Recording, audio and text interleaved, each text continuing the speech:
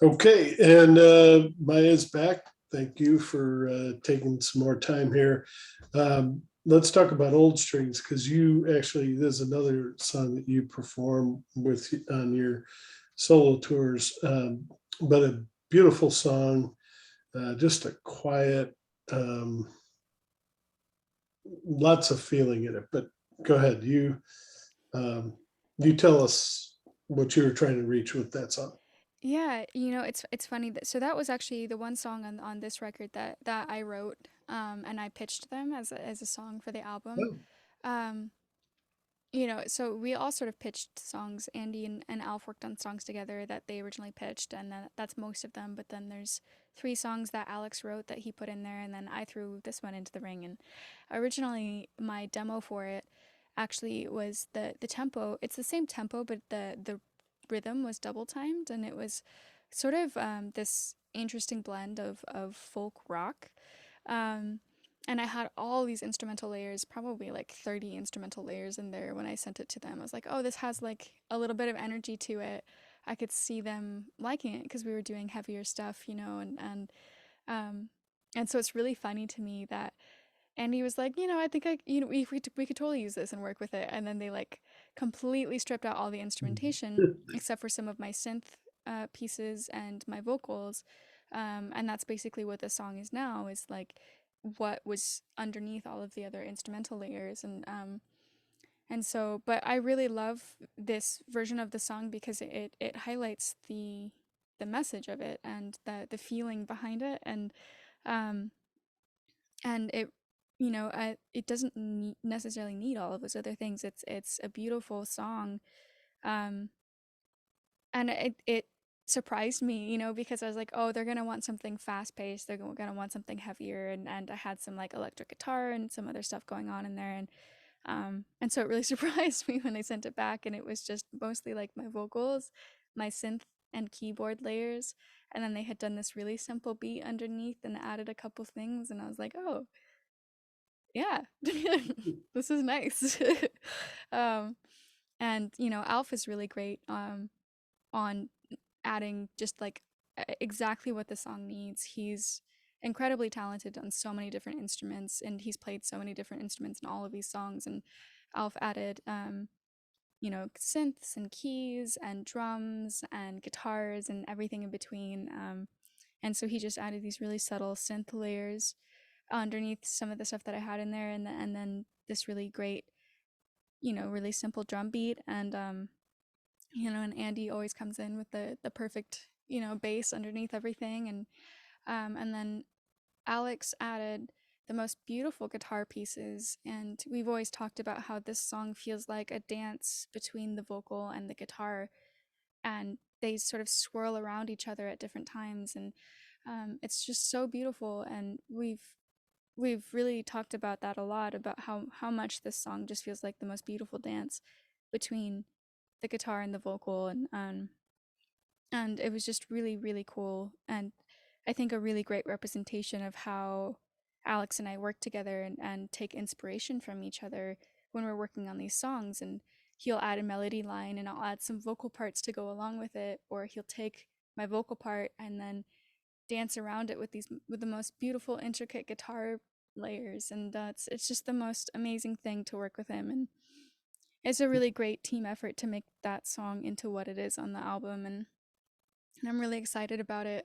Early on, when I first sent it, Alex actually sent me um, a layer to go with the original version that was sort of more double timed, and he actually recorded banjo and mandolin and acoustic guitar. And so I'm still gonna release that on my album. I'm going to release the sort of original version of that song, which is completely different and has a completely different vibe to it, just because it's just so cool to me that he was so open to that. Andy was like, I just don't feel like that fits the vibe of this album, which he was totally right. But he, Alex is just so down for anything, and he was just like, all right, here's some banjo and here's some mandolin and acoustic guitar, um, and it sounded great and it was really cool. And so I'm excited to sort of show that version on my album so you can see the evolution of it and the two different sort of sides of that song. Um, but it's yeah, great. it's It's great to amazing. see the generational. there's no generation gap there. You just communicate as though you're meant to be together. You and work together. I mean, that's beautiful. Yeah. No, we really get along well, and there's never been that sort of, I don't know, I've never felt that gap there. It's just people who get each other on a musical level, and that emotion behind the songs, and we work really well together, and I think a huge part of it honestly is just that he's just an amazing person, and he's really kind and down to earth, and um he doesn't really have, a big ego about anything. He's just really cool and nice and funny, and I think would get along with anybody, honestly. I can't really take credit for most of it. He's just a really good guy, and I feel really lucky to be able to make music with him. And I think he's constantly learning. I mean, obviously he's a virtuoso, but he's not swelled up to think that, there's nothing I can learn anymore. And that is so unique and hard to find and wonderful. And I hope that continues. And sounds like it definitely is. Um, Now, the video for the song "Dumb" is kind of interesting. Um, Tell us about that whole song, about how people do sometimes, and interpret people incorrectly, and just that whole video is It's- yeah, okay, so the song itself, I think this is one of Andy's favorite songs on the record. It's a really great song, and um it's probably fun to play. It's probably yeah. fun to play. Yeah, especially I think on the bass because it has that really like driving bass line, and I know that he and Alf had sort of figured out this really cool rhythm and that driving bass line when they sent that song idea, and he had that chorus hook that he had written vocally, and when he sent the song to me, so he had that 1 + 1 = 3, but you never gave back to me. All you ever did was make me feel dumb. He had that written, and I was like, this is cool, and Mhm. so I sort of interpreted that my own way, which I think is really interesting about this project, and working with Andy in this way is that like he'll send song ideas, and some songs I'm writing all of the lyrics, and some of them I'm writing, around this little chunk in the middle, or he has most of it written and I'm rewriting pieces, or it's all different. But this one I thought was really interesting, especially because his interpretation of those lyrics was completely different than mine, and that also happened on a couple other songs that we didn't really talk about it until later, like, oh, Is that's that what what you you meant? meant when you wrote this. I completely interpreted that differently, and wrote it from a different perspective, but it still works, and I think that's the cool thing about art is that everybody interprets it differently. But when I wrote the rest of the verses for Dumb around that chorus, I took that from a very uh different perspective of as a young person who has encountered a lot of condescending people in my life, and I think there's definitely some ageism in the world. There's some condescending people out there, which I think everybody encounters at some point in their life, and people looking down on you or assuming you don't know things, for various reasons. And that's sort of the perspective I took on it. Um, and whereas he was taking it as more of the perspective of somebody in a relationship with somebody who belittles them, and Yeah. that sort of give and take of a relationship, and there's those pieces in that song in different ways, um and I love it, and we originally were trying to find for that remix video, we were trying to find footage of was it I think it was Charlie Chaplin, because we wanted to have that sort of old Oh, that school would have been silly. cool. Yeah, and we found some really great Charlie Chaplin footage, but we couldn't get the rights to use it. Nah, that's a shame. So yeah, and so they happened across this, and I've seen this footage. I actually saw Primus use this same footage No, behind them in their concert that I just went no. to, which I thought was really funny because it is the most bizarre footage in the world, but Yeah, it it's is.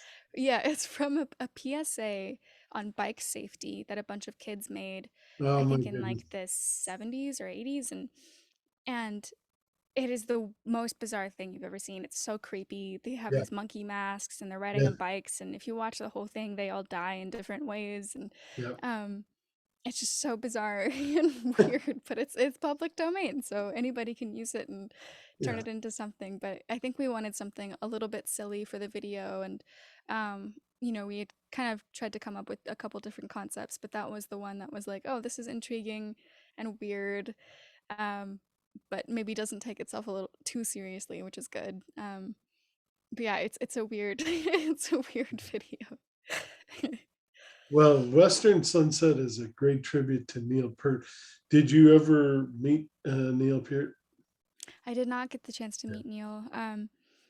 But it's been really, I feel like in some ways that I've gotten to meet him through Alex and through the stories that Alex have shared with me, and that's been really special. And that song is just absolutely a beautiful, beautiful Yeah. tribute.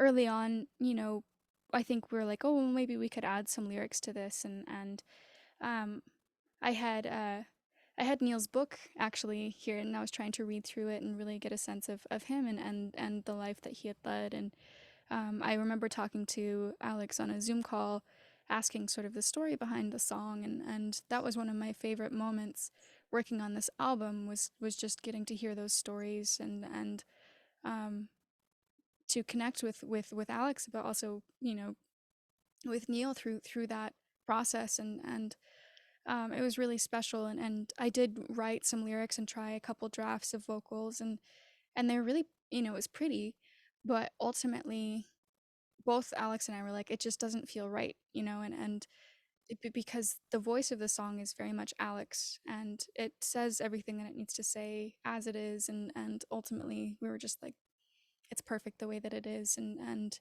let's just not add vocals, and it was completely, absolutely the right choice. And and I don't like, it's still weirdly one of my favorite songs that I worked on the album. Like, even though like I'm not on that song, it was like it was really beautiful to have stepped into the song that way and gotten to know it and gotten to know the stories and have that experience.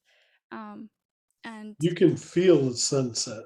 Is yeah, I don't know if anyone's ever said that, but I mean, I feel it just when it first starts out. You can just feel it. yeah, yeah, it just captures that feeling of the sunset, and it was just so beautiful. And I just feel really honored to have gotten to hear those stories, and to have stepped inside that song and been a little part of it, and it was just really special, and it's absolutely perfect exactly the way that it is, and it's a beautiful ending to that album, and I feel honored that um Alex felt good about putting it on the record, and let that be the album closer, because it's just so beautiful, and I'm really glad that it's part of the Envy of None record.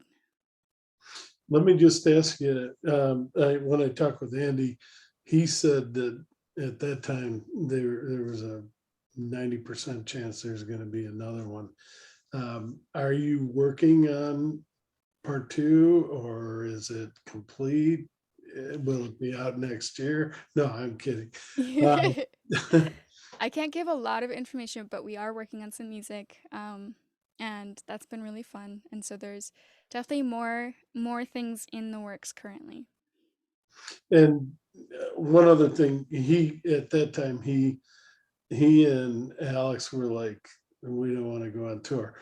Has that changed at all, or I think there's a slight chance. My inclination is that I think once we have more music out, there's a chance that we'll do a couple of shows. Not like a tour or yeah, anything like that, that's what but he was talking a about. Yeah. couple of shows, I think there's a good chance. But I know that, you know, I mean, Rush was so known for having the most amazing shows. They sounded amazing. They sounded just like the records live. They did incredible things, and they were very well rehearsed. And I think that we got to meet those standards if we're gonna get out there on stage, which I totally get. And I think he'd want time to actually rehearse and make it right. And he said multiple times, like, I just want to sit in the audience and you guys do the show, which he's Yeah. told me a few times, which I think is really funny. But I think there's a good chance we'll do at least a couple shows together, especially once we have time to just sit down and play and figure out how we would even do these songs live. And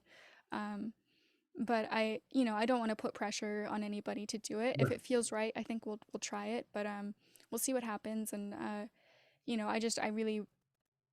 really understand, especially after getting back on, I did my own 2-month tour just recently, and that was just me in a van with two other people and a dog. And we're driving across the country, and it was one of the most exhausting things I've ever done in my life. And so I completely understand. It's like the tiniest look into his world, and how grueling those tours, like they played so many shows. He traveled all around the world, America, Europe, night after all over night. the, yeah. I don't know how his fingers stayed Yeah, together. Like, I don't know how they didn't fall off after that many shows, honestly. definitely. Um, but I have total respect for him, and where he's at, and if he feels comfortable doing some shows, then that would be really cool. But I'm also, I have total respect if he's like, I'm good. I don't need to do it again. Well, fans, if you heard her there, and I think Annie kind of echoed that same thing or said the same thing. When you see those shows, buy, because there may not be that many, but yeah, get in there and see as many as you want. Well, thank you very much for talking about that. I don't want to keep you here all night, but I want to talk about your solo career because you are obviously a fantastic voice, but you have much more, multi instrumentalist. Tell us a little bit about your album and what the how soon that might be released, and let's talk about that. And Yeah. go ahead. So no, I'm very excited about it. It's I've put out a lot of music, but a lot of it's been Yeah, very specific to certain projects. I've done music for films. I put out a Western song for the Western film, The Ballad of Lefty Brown, and I did some songs from a book, and I've done some other songs for specific projects. And they're all sort of similar to my music, um, and what I consider to be me as a musician, and who I am as an artist. But I haven't really put out my record yet, and I'm really excited to finally have my album out there that really represents my music, and all of the different aspects of my music, because there's a lot, and I like to play around with different genres, and I think this album is going to be very eclectic and have a lot of different flavors. good. But I'm very, very excited, and there's some really amazing people who are adding um, some magic to it, including Alex. Alex is playing on a few songs in the album, and so is Andy, and so is Alf. I've roped them all roped them all Good, into it, which is good. great. Um, but I'm very excited, um, and I'm co-producing it, and I'm excited about that as well.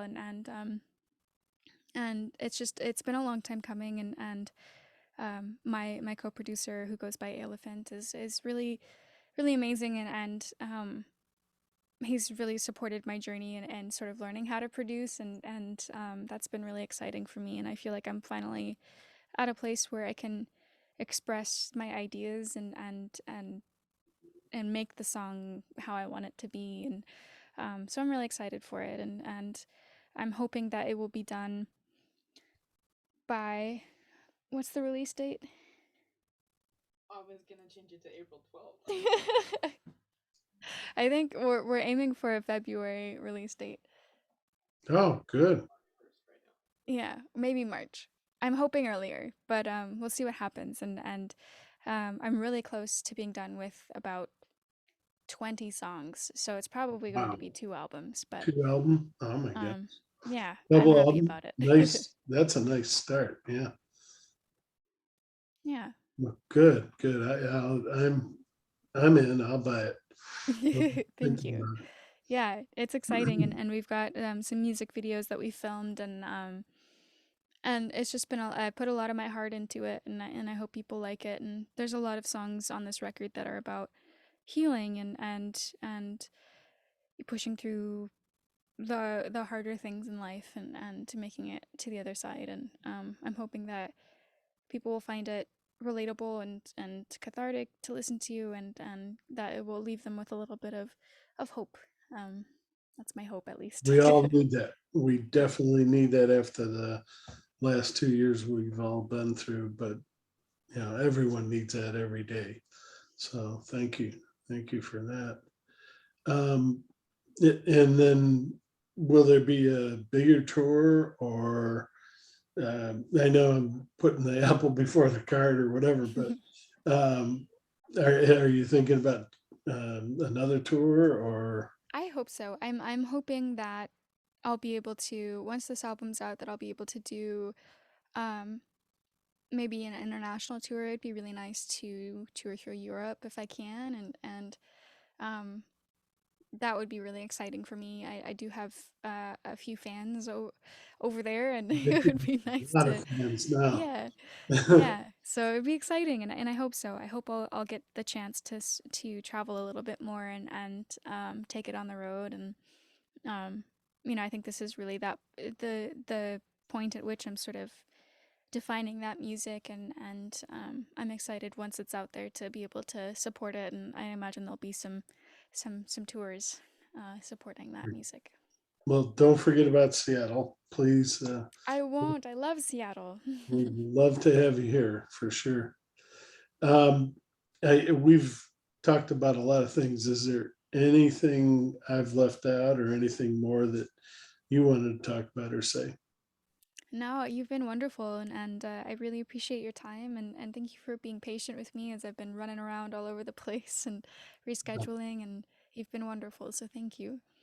No, I'm just happy I finally had a chance to talk to you because you're one of the best artists I've heard all year long, Thank you. and definitely probably going to win the new artist for me. I mean, I've never heard it. I hadn't heard of you before this album, so yeah, definitely. I'm so glad you're part of my musical life, and Mm. definitely I'll look for that album when it does come out. Thank you very much. And I'm also curious now, so you'd said that Envy of None was your second favorite album of the year. So now I'm curious, what's your number one? Okay, well, and if and I know you're way too busy to uh, tune into my silly little interviews, but I luckily a couple weeks ago got to interview my number one, which is Visions of Atlantis. Um, Ooh. and it's a metal, symphonic metal is probably the best way to describe them. And I got to interview the two lead singers, and I'm going to meet them in February when they come here to Seattle. But check out, if you have a dull moment and Yeah. check out the video. It's going to be on the same YouTube site that yours will be, and just listen to it. You want to talk about touring. They do a good communication about touring and and what Very it's cool. like these days. So it's Yeah. that was just fun. But no, they jumped on it real early in the year, and they were on a tour that came right through Seattle. I just missed it. And I've Oh, been a fan of the band, but um, they anyway finally caught up to them, like I'm now catching up to you. And they jumped in so early that no one else had a chance. I love the Tears for Fears album. I definitely love the Midnight Oil album that came out this year, but these guys just stole the yeah. show. So Oh, that's amazing. I'm definitely gonna check it out. Thank you yeah, for sharing. no, that's all right. Yeah, sorry I went into so much, but uh, I'm so happy you and I had a chance to talk, and I look forward to everything you're going to do, and I'm definitely looking forward to the next Envy of None. And so happy to hear from you and Andy that there will be another one. This was an amazing album, people. If you haven't heard it by now, where have you been? But get out there and pick this up. It really is. Um, Something you've never heard before. And I know it's a rock album, it's a everything album, but it's eclectic, as she mentioned, and Yeah. it's not rushed too. And he would never have wanted that, and thank God he didn't. Yeah. But it's just you gotta hear it, and you gotta hear her voice. Once you hear her voice, it's like a spell. It's Oh, thank you. yeah. But no, the whole thing is fantastic. But thanks again, Maya. I don't want to take up any more of your time, but thank you very much for taking the time. And what I'll do is, well, I'll say goodbye, and then you and I'll talk after. But hold on, I'm gonna pause that. But any other, do you want to say anything to fans or anything, or um, yeah, I'll say a little thank you go to ahead? my fans. Yeah. Thank you guys so much for listening to Envy of None, and for those of you who found me and my solo music, I appreciate it so much. And you guys are so amazing, and I appreciate you all just tremendously. So thank you. All right, thanks again. I'm going to go ahead and turn off the recording here, and then you and I can talk a little bit. Thanks again.